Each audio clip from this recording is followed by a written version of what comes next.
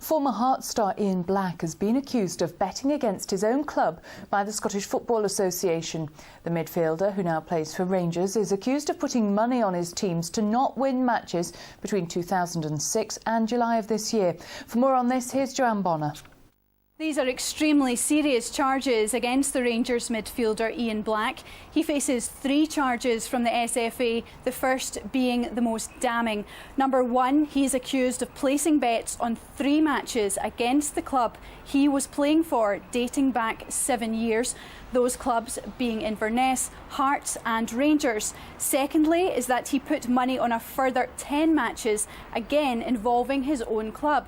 Now, STV News understands that one of these matches involved the game Rangers played against Albion Rovers this season, which Rangers won 4-0. We further understand that he did this via a telephone account with the betting company Ladbrokes. The third charge is that he placed bets on a further 147 football matches.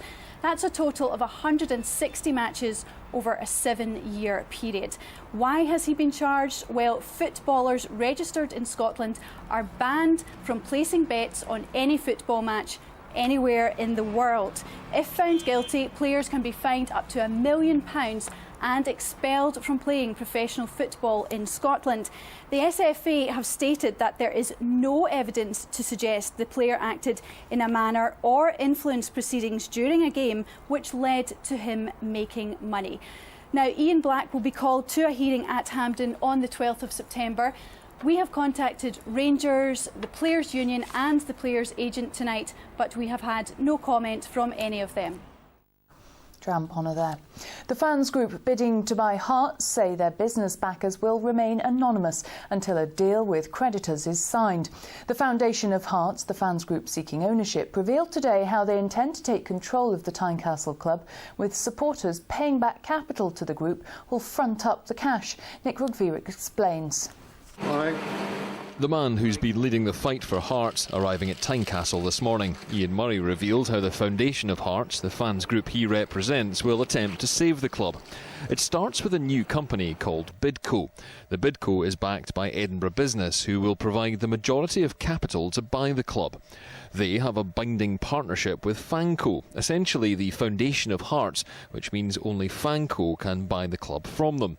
Fanco, over a period of time, repay the money to Bidco. The partnership, according to those involved, would mean financial stability for Hearts. We could have borrowed money commercially, which would have been expensive and then difficult to achieve in the current economic climate. We have had offers of people purchasing the stadium and leasing it back, but that costs you quite a lot of money over the long term in rentals, but also means that you don't own the assets, which makes it even more difficult. So this is a very, very stable way of taking the new ownership of the club forward and ultimately delivers fan ownership.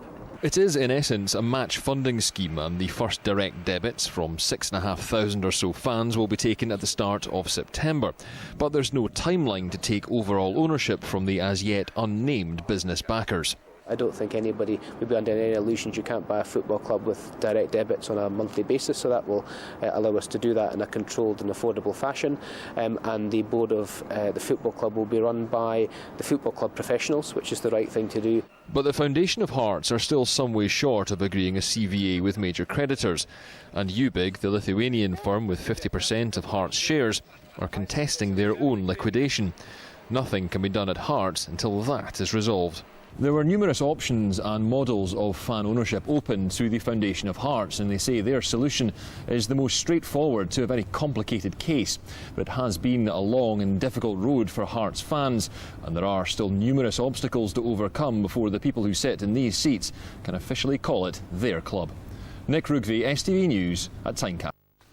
Hello again, folks. Hearts winger David Smith says he and his young teammates know it's sink or swim time as they make their mark in the Tynecastle first team. The 20-year-old has played the last 2 games as the Gorgie side have picked up 4 points out of 6 to close the gap at the foot of the Premiership table. And Smith, who insists Hearts are feeling no pressure, puts the solid start to the season down to the work of one man.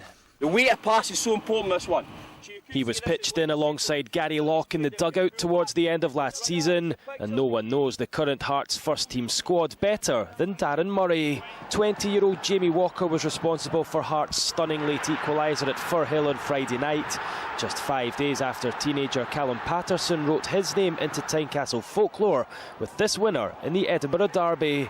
The likes of Walker and Patterson have been thrust into the limelight, with Hearts unable to sign experienced players, and now player development officer Murray is searching deeper for the next crop of kids, and he's trying to do something different. You know, the next crop is the thing that we're looking at now, so, you know, can I produce, can the young players produce it, and that's a job, and I'll do it to the best of my ability, and I can assure Hearts supporters that I work day, morning and afternoon with the young players to try and make that happen. David Smith has been with Hearts since he was 10. He's now one of the many teenagers fast-tracked into the first team in the midst of the financial crisis. When you're a young boy going up to the first team, you're obviously always nervous, so you obviously want to do well and stuff, but when the young boys come up now, we're all young in the first team, so it's no pressure. Well, obviously it's pressure, but you try and help them because you know you've been there. Challenging the players to think differently is a big part of what Murray's trying to achieve. He says rather than telling them what to do, he wants them to come to him.